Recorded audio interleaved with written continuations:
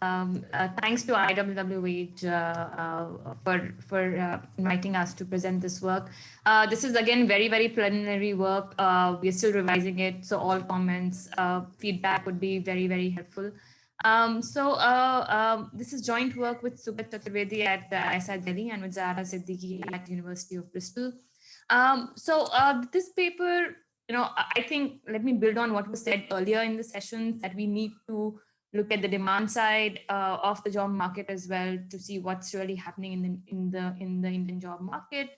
And I think this paper fits well into that because we are looking at the demand side using data from a job portal. And the motivation to look at this question, it arose from the fact that we know that there are extreme gender disparities in employment wages, as well as there is occupational segregation. Now, these can exist both due to supply side and demand side factors, and one of the demand side factors can be employer discrimination. And these can occur at any point of time when the workers apply during the hiring process or as workers advance through their careers. So in this paper, we wanted to see to what extent is the genesis lying in the job search and application behavior of the candidates once they've decided to go and work in the job market. To do this, we look at data from an Indian job portal. We look at the explicit gender requests in these job ads. We look at how applicants respond to these explicit gender requests. Lastly, we look at the stereotypes by using the text in the job ad to predict the employer's male or female preference. And after predicting this preference, we look at how applicants share and how wages are affected due to existence of such stereotypes. And lastly, we uncover words that can lie which lie beneath these associations, and we classify them into broadly 4 categories: skills, soft skills, job flexibility, and personality. And again, we look at how these words affect the applicant share, the gender applicant share more specifically, as well as wages. So this is the kind of a typical job ad that one could see. Of course, this is not from the portal that we took data from because that's anonymous. But this is a general job ad, the way employers generally indicate their preference for a particular gender. So for example, in the first job ad, we can see that applied candidate female only, whereas in the right-hand side in the job title, there is, in bracket, the job, the employers have written that they require a male. This IT executive job is for a male. So using the data, so this job portal primarily caters to the urban young job seekers. We find that about 8% of the job ads exhibit such an explicit gender request, half for females and males, slightly more than half for females. What we find is that these gender requests are prevalent more in low-skill jobs. So there is a negative gender request skill targeting relationship, and they operate to maintain the existing occupational gender stereotypes. Jobs with an explicit female preference also have the lowest posted wage. What happens when candidates apply to these jobs? There is increasing compliance. So for instance, if an employer says that we require a woman, the share of applicants who are women increase and vice versa. However, the compliance is not perfect, as we will see. Third, when we look at the stereotypes and whether the text contained in the job ad is predictive of a particular stereotype, what we find is that if the stereotype increases, if the female stereotype increases, the proportion of female candidate increase and vice versa. And even the posted wage decreases significantly if the job ad is predictive of a female stereotype. In terms of the analysis on words, what we find that amongst a set of broad categories that I had discussed earlier, in which we categorize the words, we find that the words relating to the notion of job flexibility play the most important role here. So as we've already discussed in the session so far, the proportion of female applicants are higher in jobs which have higher flexibility and lower in jobs having lower flexibility. And the wage behavior is completely opposite. So wages are higher in jobs that have lower flexibility and lower in jobs that have a higher work flexibility. So in some sense, we're able to see the willingness of women to pay for such attributes using our data set here. In terms of which is the literature that we contribute to, so there is some work which is based on job ads and the gender dimension in these job ads. There's also a paper on India which looks at the job ads. However, it doesn't look at the applicant behavior at all. We also contribute to the literature on directed search models and how text analysis can actually be used further to enrich these models, which generally use variables like experience, education, etc., to test certain hypotheses. The closest paper that comes to our work is this paper by Kuhn et al., which is a very recent paper using data from a Chinese portal. They also have applicant share, and probably that's the only paper in the literature using job ads data that also has a real applicant share from an online job portal. And we built on their work in terms of the machine learning techniques that we use. We use a short text topic model to classify job ads into specific occupation categories.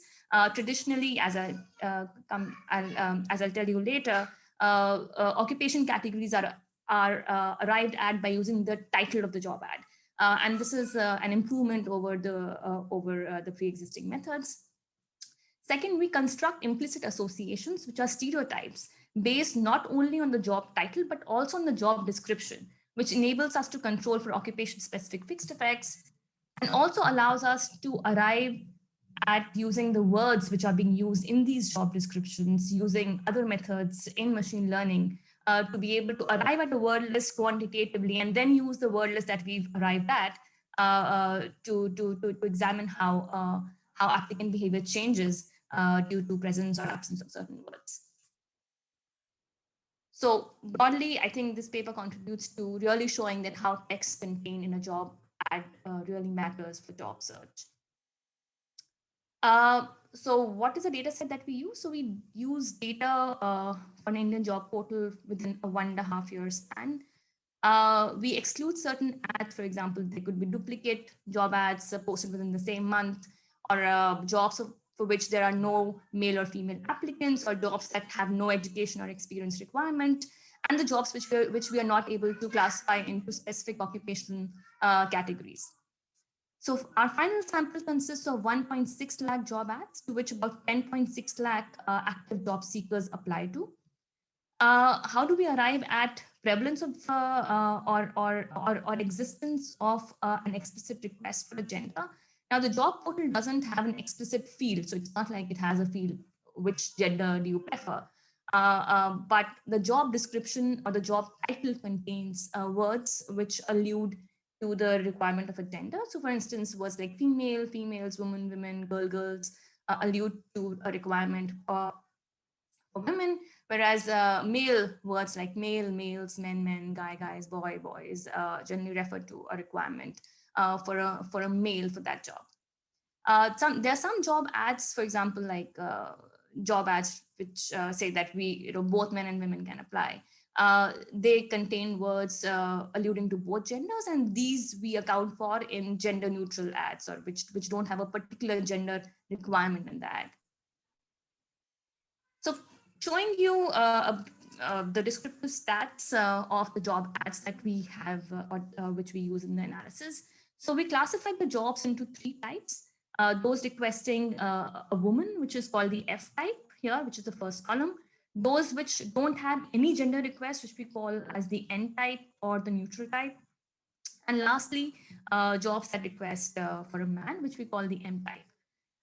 Broadly, what we find is that that you have more men being requested for less educated roles, whereas you have women being requested for more educated roles, at least for a graduate degree, as compared to the neutral ads. The experience requirements are also higher. On the other hand, the experience requirements are higher for men as compared to women if you look at more than 2 years of experience.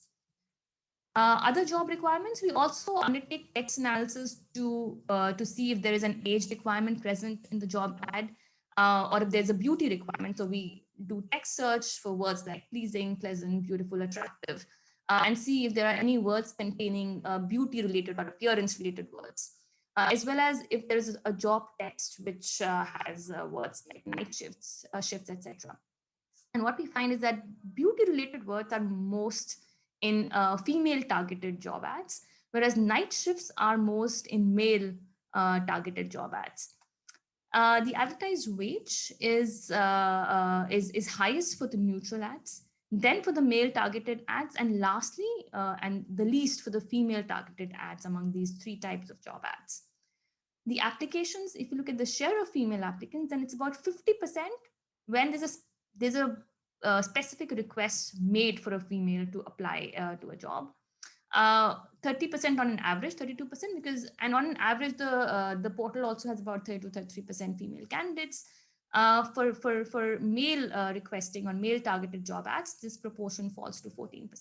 So as you will see that even for jobs that request for a woman, the compliance is far from perfect. So you still find that about 50% of men are still applying to these job ads, even if the employer says that this is only for a woman and I only want a woman for this job. And this also leads to a lower number of total applicants on a particular job.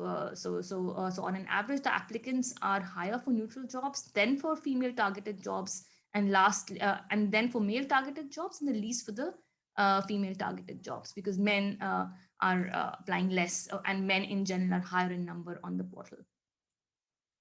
On the job applicant side, as we'd seen earlier, of course, this is an urban job portal. You do have, job ads which require education, or which are requiring or hiring for positions that require higher than average level of education that we would observe in general in the urban areas. And similarly, we find that even the candidates are more educated. For for men, there are still many candidates who have up to school level education. But for women, these are largely more educated women that seem to be applying through this portal.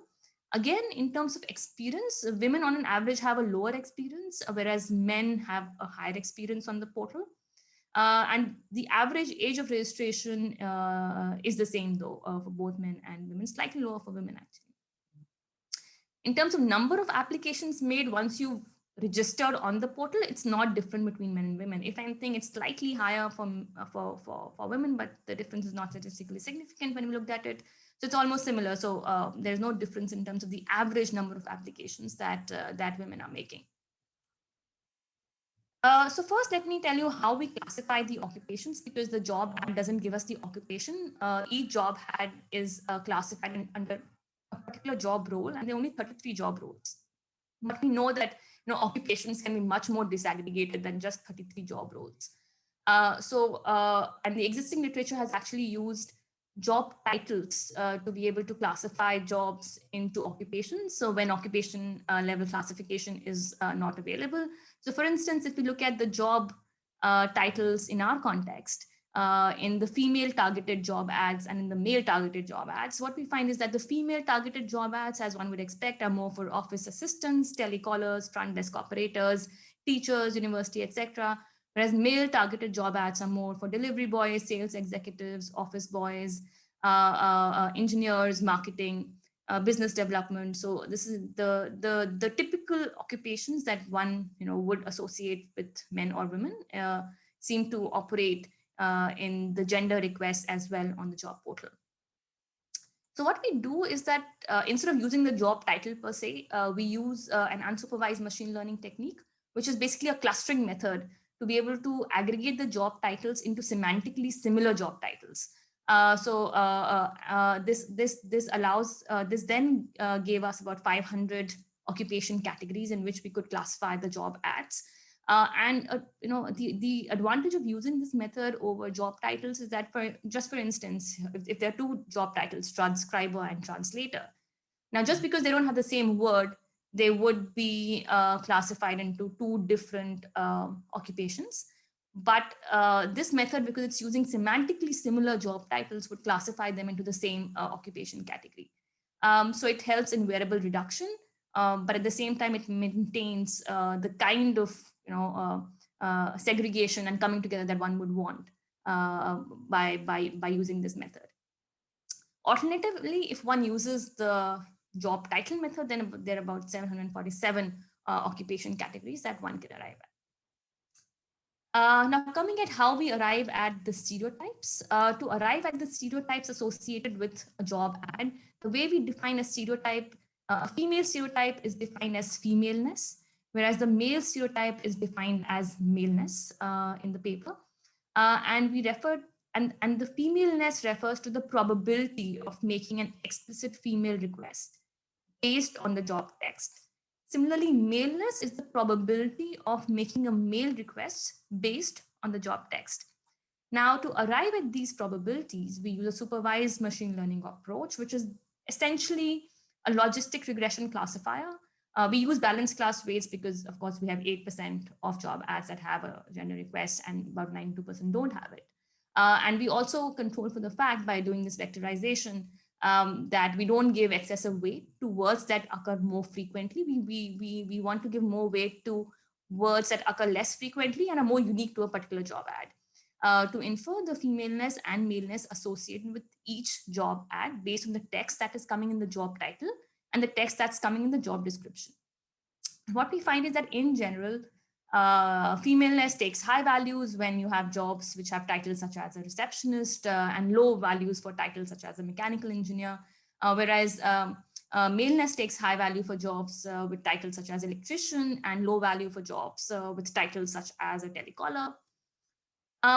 So next, I will specify the econometric specification. So I've just told you all the blocks that we use, and now I'll put them in a regression and see how we actually use them to look at some of our hypotheses. So in the first specification, we just first want to get an understanding which are these type of jobs which have this explicit gender request. So here our dependent variable takes a value 1 if a job ad has an explicit gender request and 0 otherwise. And in another specification, it takes a value 1 if it has a male preference, 0 if it has no preference, and -1 if it has a female preference. We also do an ordered logic model here, but our results don't change. I'll just present the results for the linear regression in the presentation. The X's here are the set of job ad specific variables like education and experience that we control for, which an employer has stated in the job ad. And then we have fixed effects for occupation within a particular state, as well as time fixed effects. The standard errors are clustered at the occupation state level. So what do we find in this regression? So as we saw in the descriptive stats, we find that gender targeting is lower in more educated jobs. So you are more likely to request a gender in jobs that on average require less education. And presence of words like for a beauty requirement or a working night shift or age requirement is positively associated with presence of a gender request. Wage has a negative effect, but it's not significant, which again lines up with, on an average, a negative relationship between an explicit gender request and the skill in the job ad. So this is a regression specification where a dependent variable is +1 for a male specified job ad, 0 for a neutral, and -1 for the female. And what we find is that requesting a male is generally in less educated jobs and lower in jobs that have a beauty requirement and more in jobs that have a night shift requirement. And as we saw, male preference is associated, or male request is associated with a higher wage, posted wage, as compared to a female preference. And that's something that bears out even within a particular occupation and not just across occupations, as we saw in the descriptive stats. So next, what we do is we look at, so now in this specification, we look at how stereotypes, so suppose the job ad doesn't have any explicit gender request. It doesn't state that I want a man or a woman, but the job text in the ad is reflective or is predictive of maleness or femaleness in that job ad. Then how does that affect the offered or the posted wages in the job ad? So here our dependent variable is log of wages. Our FP here is the measure of implicit femaleness that I just defined a few slides ago. MP is the measure of implicit maleness. Again, X's are a set of job ad specific variables.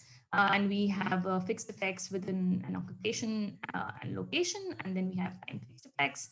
Clustering is same. And we look at the three type of jobs separately now, because we can do that, because we have the maleness and femaleness measure actually predicted for all the three types of jobs. What we find here, I think specifically looking at the neutral jobs will be very interesting, because these jobs don't have an explicit gender request. But we find that even if there is no explicit request, an increase in femaleness is associated with, so if femaleness increases from 0 to 1, so if there's a complete, a 0 to 1 jump in the probability of femaleness, then there's a 29% reduction in the offered wages, even within the same state and occupation. After controlling for these detailed indicators, we still find a strong negative effect on wages. Maleness, on the other hand, it's largely insignificant, but it keeps changing sign. But so the only robust effect here is for the femaleness.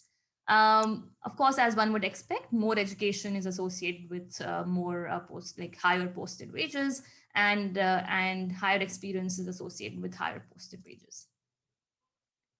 We also find a negative effect not only within neutral jobs, but even when you're requesting a woman. But if you're requesting a woman for more female type job, then again you're offering or posting lower wages by approximately 20%. And even within jobs that request men, now even their femaleness increases, the posted wages fall. So this is a very, very consistent result that we find across these three types of job ads. So now we turn to the applicant behavior. So here we use the application data that we have to look at the total number of applications to a job ad for a given job of occupation J in state S. Are independent variables. So first we look at the effect of explicit gender request on total applications and the explicit male request on the total applications. So the F variable here is the explicit request for a female, and M variable here is the explicit request for a male. And X's are the control variables that I just mentioned. And then we have fixed effects controlled for, again, within an occupation and location, and time fixed effects.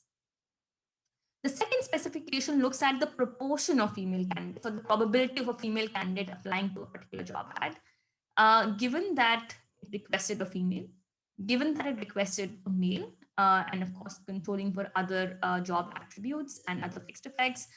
We also ran a specification in which we control for candidate level attributes, and the results just don't change much. So I'll just present the results for this specification in the presentation. The regressions here are weighted by the total number of male and female applications made to a job ad, because that would match 1-to-1 with using candidate application level data and then giving a probability 1 to a female candidate applying to a job. Coming to the results now, what we find is that if you have a female explicit gender request, then on an average the total number of applicants are lower, as one would expect, because now the men are less inclined to apply, and you have more of men on the job portal. So on an average, you have less number of job applicants.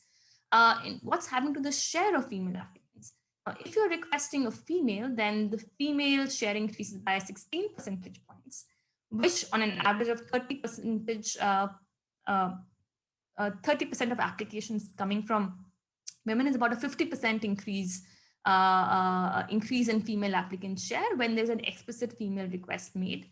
On the other hand, if there is a male request made, then the proportion of female applicants fall by about 9 percentage points. We also have higher proportion of females applying for jobs which have more education. That's also because more number of women on the job portal have higher education, but less proportion applying for jobs which require more experience, as we discussed earlier. Women on average also have lower experience on the job portal. So we control for all these characteristics when looking at the effect of an explicit gender request on the share of female applicants. Now, female applicants are also lower if the wage posted is on an average higher. So the portal provides us with a range of wage, so min and the max wage, and we take the median of that range to arrive at the average wage of a specified job ad. And we find that women do tend to apply on an average to jobs with lower wages, even within the same occupation and location. Okay. So next we look at, we've looked at the explicit requests and how they affect applicant behavior. Now we want to look at how implicit association, even in the absence of an explicit gender request, may matter or may not matter to the proportion or to the probability of a female candidate applying for a particular job. Uh, uh, and here in this particular scenario, we are controlling for occupation times location fixed effect. So we are looking at within a given occupation, within a given state. And what we find is that, so the black line here is for neutral jobs. The green line here is for jobs that have an explicit request for a woman. And the red line here is for jobs that have an explicit request for a man. And we find that in the neutral jobs, as femaleness increases, there is some increase in the share of female applicants, but it's not huge. It's about it's probably about 8 to 10 percentage points, going from 0 to 1.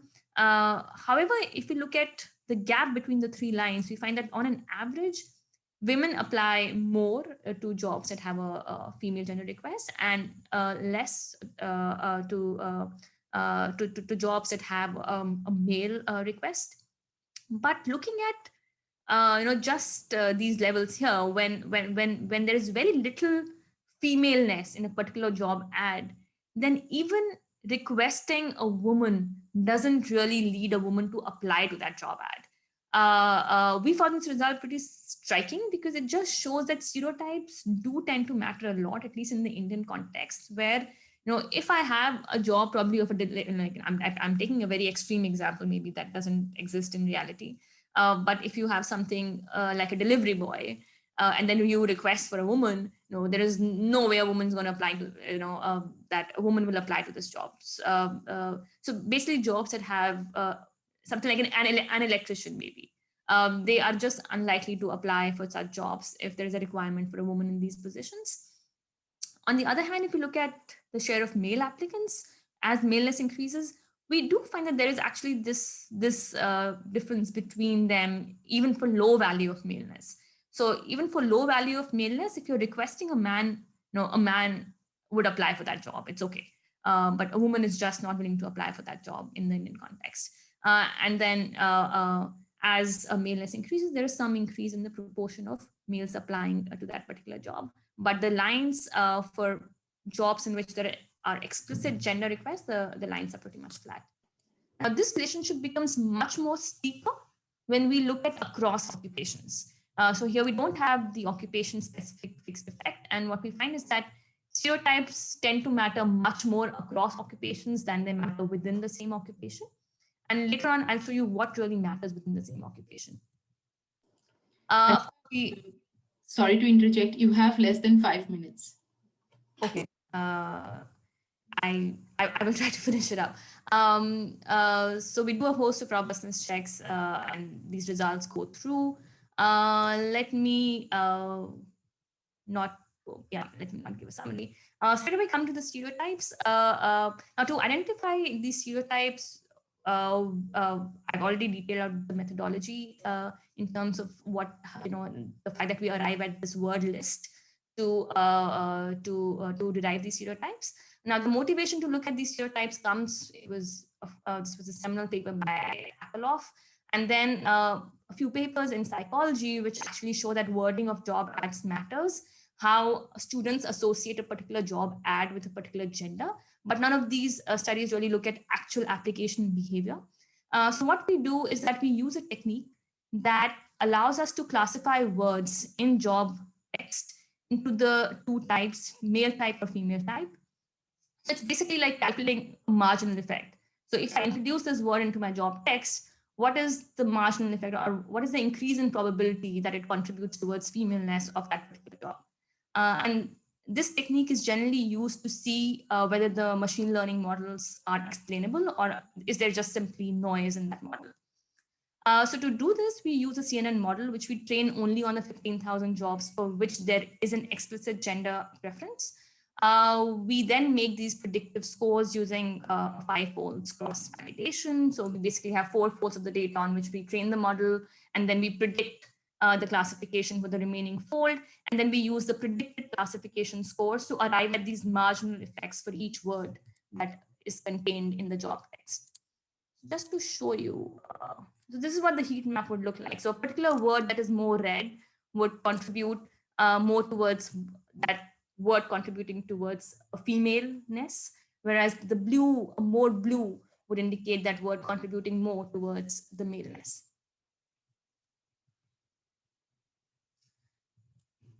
So we take these about 4,000 words, which appear in these 15,000 job ads based on them occurring 10 times in these job ads. And we classify them into these 4 categories: hard skills, soft skills, personality, and job flexibility. And then we take the top words for each category, and we take the average scores that the algorithm has given for each of the job ads.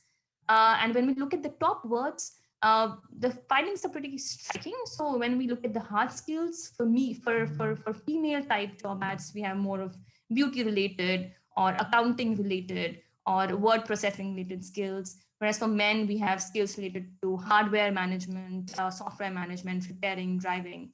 Soft skills are also pretty different. For women, we have skills on counseling, etiquettes, proofreading, verbal skills, whereas for men, we have words like pitching, supervising, negotiation, or feedback, influencing, convincing being used. Personality appearance traits are also pretty striking because for women we have traits like pleasant personality, complexion, talkative, sincere. For men, we have ethical, multitasking, vigilant, creative, determined, multitasking.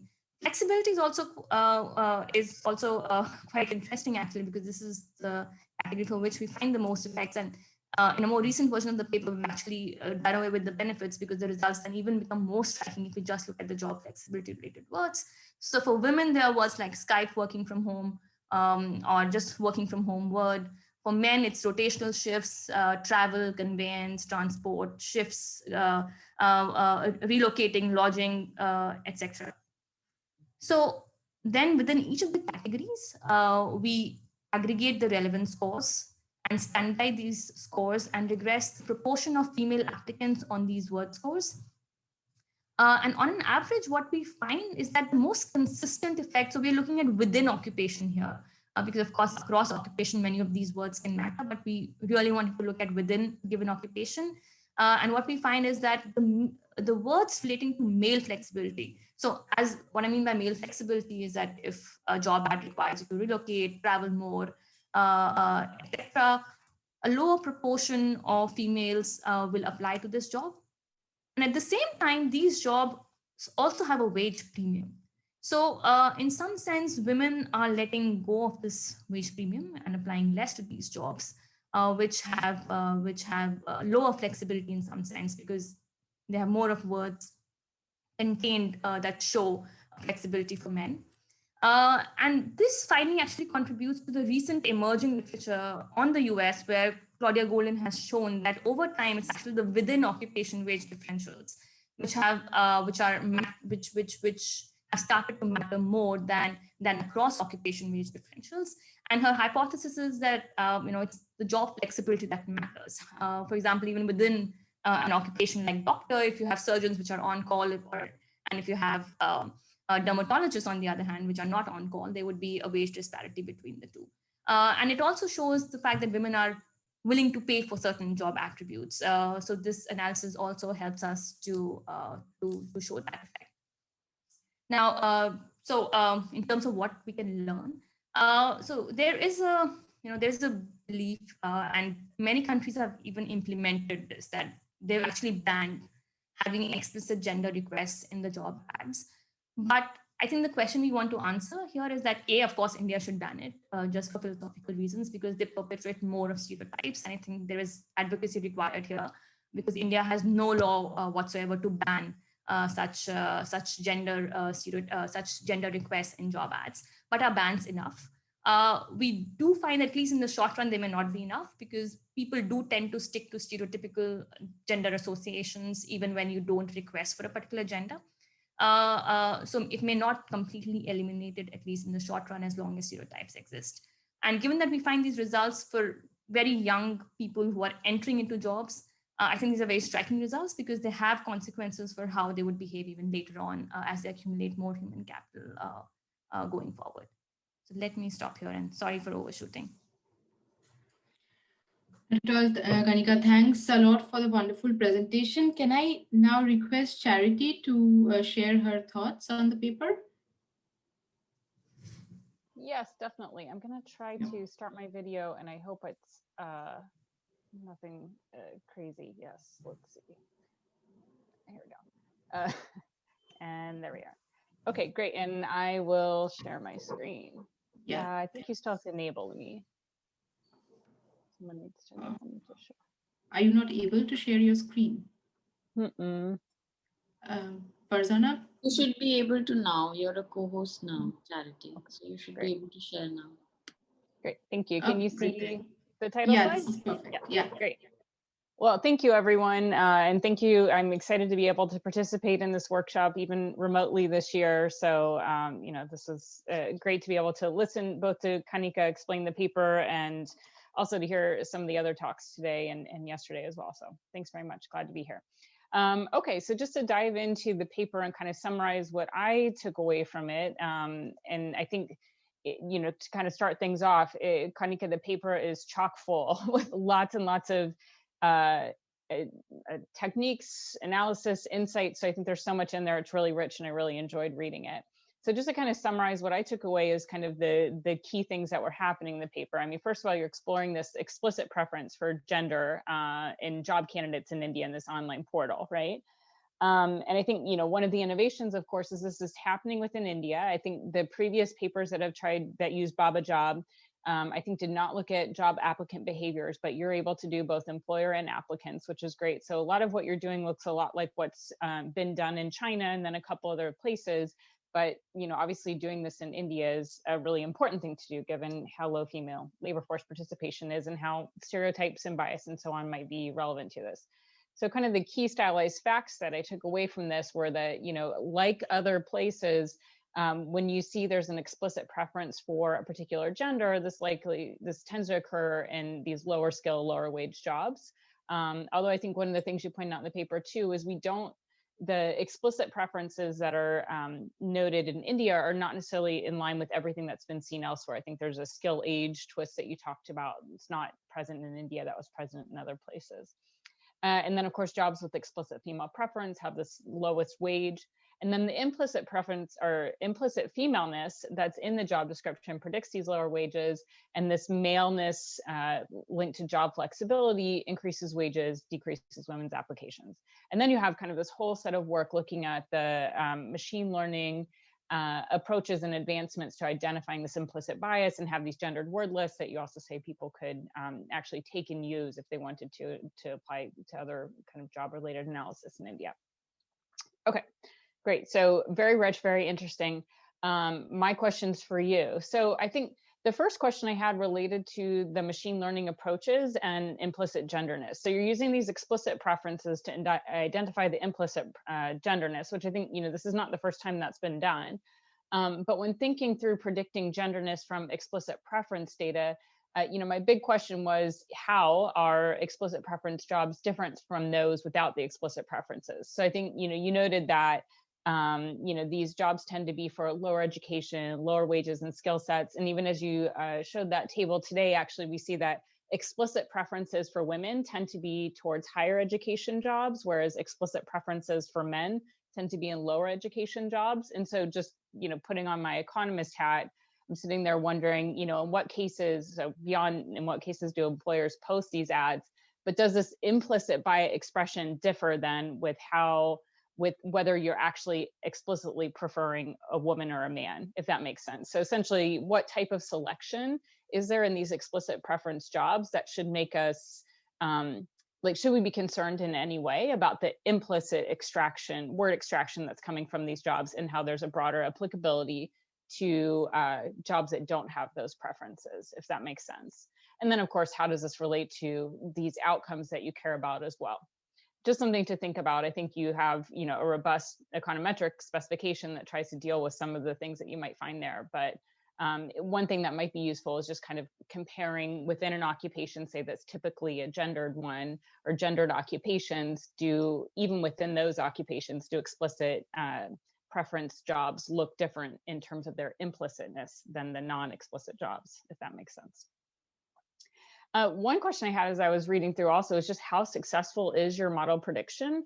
I wasn't quite clear from the paper what I should expect a successful prediction rate to be, and I think you noted that yours, the approaches that you used were definitely an improvement on what had been used in previous literature by Kuhn in particular, but kind of getting a sense of what we should expect there would be helpful. More broadly related to the data, I was curious why you didn't go ahead with some form of a firm-based fixed effect.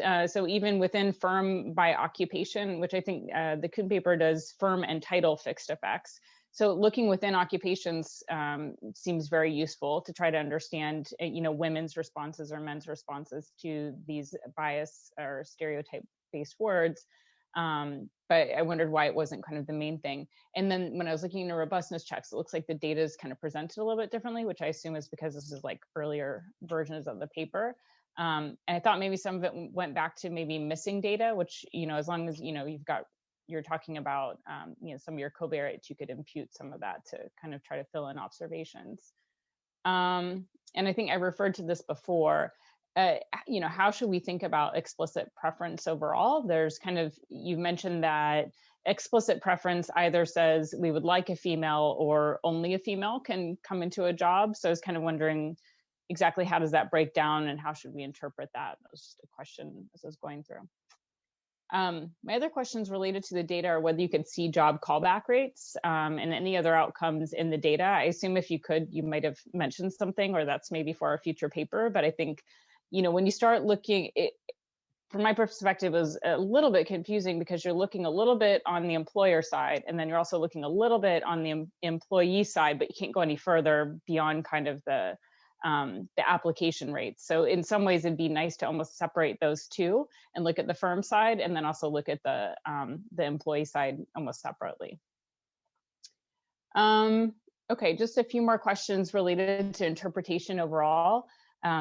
I think the employer-derived preference information is really interesting, but it can reflect all these different things that are going on in the background, right? And so I thought it would be interesting to hear, even now, extemporaneously, if you could speak a little bit to, the extent to which you can tell, or you could try to disentangle whether some of this is deriving from employer-based discrimination, and that varies, of course, in what that looks like, whether it could be customer discrimination. Again, this is, that might be something that you could see based on kind of the fields that people are working in.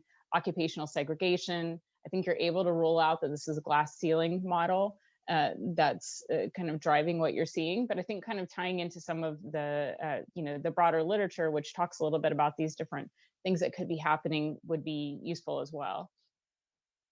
And then, of course, these gendered responses could reflect, ambiguity aversion, which I think is something that's been mentioned frequently in the literature.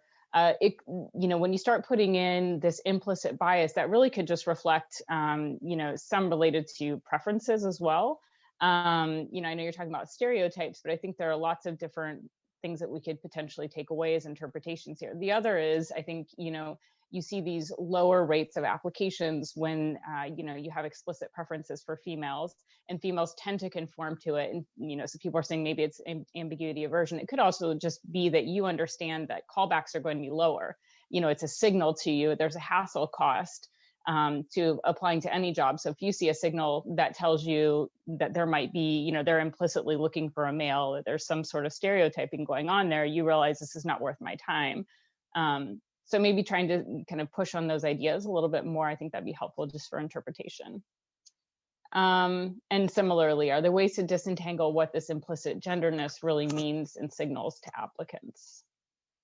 And then more broadly, so I think, like I said, the paper was so full and so rich, I could actually see you breaking it into multiple papers, because you have this really interesting machine learning innovation, which is really more methodological, right? And then you have this kind of foundational paper along the lines of what has been done in China, but this is the first time that you're trying to do something kind of as complete and robust as what was done in China, related to explicit preference, what that means for employee activities, these types of things. And I think you could bring in a lot more related to the interpretation and potential consequences and kind of try to dive in a little bit more into why we're seeing what we're seeing, if you had more time to do that. Because right now it's just very full with kind of all the different innovations put into one paper. And you mentioned this a little bit in your conclusion, but it would be great to hear you speak a little bit more to approaches to debiasing postings. Because I think a lot of the implicit words that I saw, at least in the hard skills, were nearly entirely related to occupational segregation, or could be driven by those types of things. So if you want to debias postings, what would you do, and how would that work? And then more broadly, I think speaking to some more related to how there's this gender wage gap and supposed sticky floor, where at the lowest ends of the wage distribution, the gender wage gap is the highest.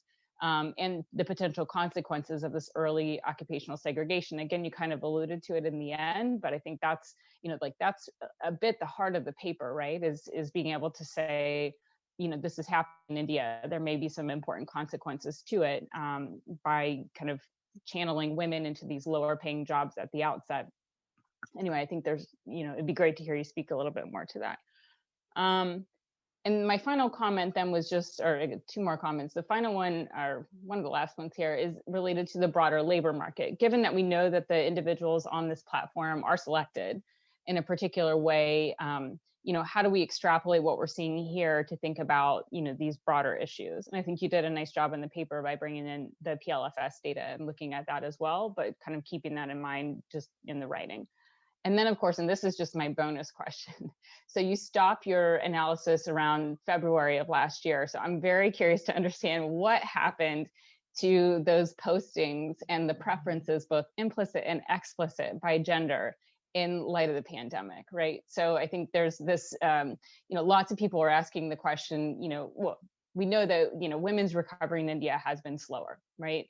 As a result of the pandemic. So I guess one question I have is, do we see more bias emerging even within those occupations for a particular gender after the pandemic hit? And why might that be? Is it just stereotyping? Is it because people think jobs are scarce, men should get them? Is it simply because there's this male, or this preference for people that can be really flexible? Or do we see that reducing because, Skype is easily available to everyone and everyone's working remotely? So anyway, thank you. It was great to read this and really excited to see where it goes, and hope these comments were useful. Thanks, Charity. Kanika, would you like to respond to Charity's points? Yes, thanks, Charity. Thanks a lot for the extensive set of comments. You've been sent a version of the paper that's pretty long, and I know that we need to put chunks of it away into an appendix to be able to make it more readable. So yes, your point is taken that it's it contains a lot of material right now, and we need to reorganize stuff to make at least put the paper in 30 pages. So let me just add some of your questions, which I thought can be easily addressed, and the others I'll keep to later. So first, let me answer your last question first on why we stopped. Actually, we got this data in early March last year, and then the pandemic hit. That job portal has not shared the data post the pandemic with us so far, and we're waiting for them to share that data. So when they're comfortable, I think everyone's in a state of flux right now. So hopefully we'll get the data from them, but we don't have the data beyond Feb 2020 so far.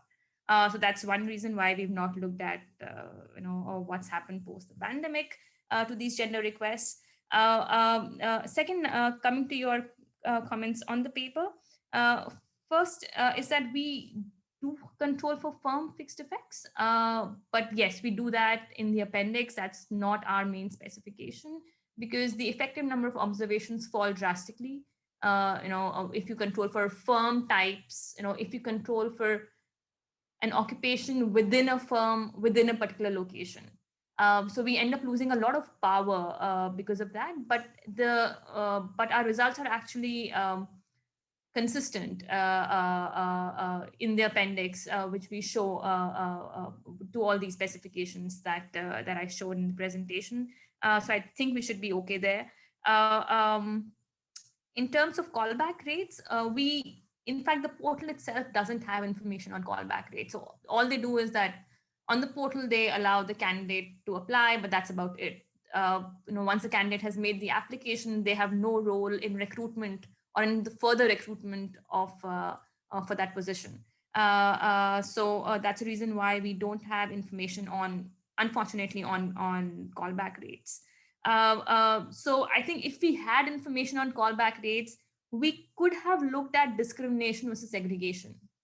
In some sense, we could have at least tried to say something about it. But with the current set of results, if I were to think between the three particular channels that we listed, I think we cannot rule out either of them. So we do see that candidates are responding to these stereotypes even when there is no explicit request. So in a way, what I have felt so far working on the data is that it seems to be quite efficient for the employers to be actually making this request for a particular gender. Because if eventually people are going to follow these norms, then maybe privately it's just more efficient to state, okay, I know that women are going to apply for more receptionist position. I want a woman. Let me just make that explicit statement. It's going to save me the hassle of interviewing the men for this position. So from an efficiency point of view, I think given the existing stereotypes, making a gender request is probably privately efficient. Now we can think of what may be socially efficient.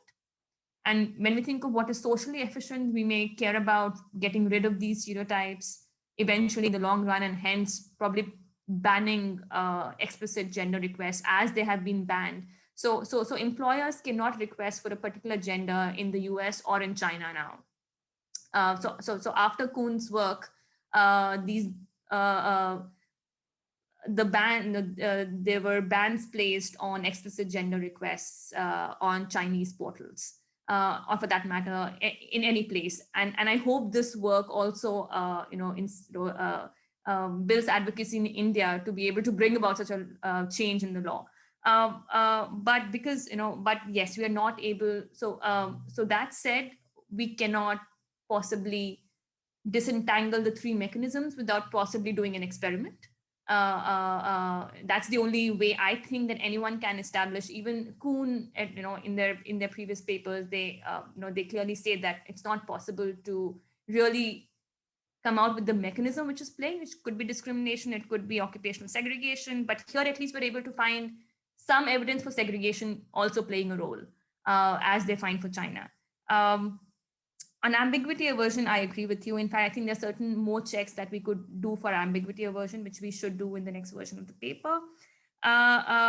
In terms of, again, your mechanisms of why women are not applying when a specific request is not made, or when a specific request for a man is made, because they think that it's not worth my time, or they think, probably this type of firm which is posting the job ad doesn't value women. That's another channel that they could think is possibly operating.